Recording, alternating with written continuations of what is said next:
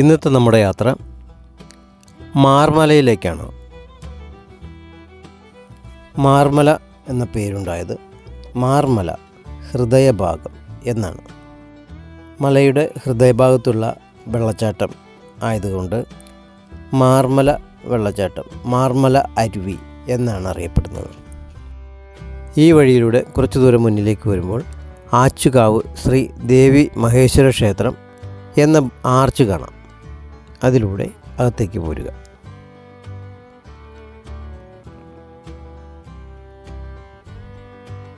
മാർമല അരുവി എന്ന sign board പലയിടത്തും വച്ചിട്ടുള്ളതായി നമുക്ക് കാണാം.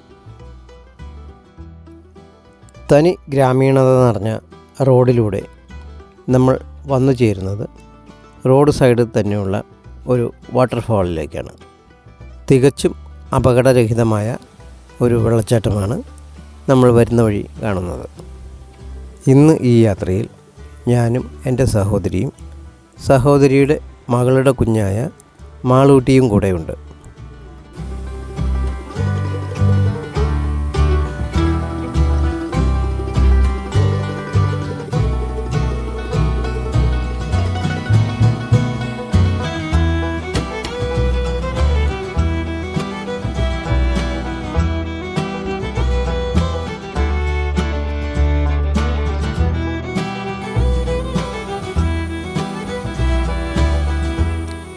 ഈ കാണുന്ന വാട്ടർഫാളിൽ നിന്നും 5 കിലോമീറ്റർ വനത്തിനുള്ളിലൂടെ യാത്ര ചെയ്താലാണ് മാർമല അരുവി വെള്ളച്ചാട്ടത്തിലേക്ക് നമുക്ക് എത്തുവാൻ സാധിക്കുന്നത്.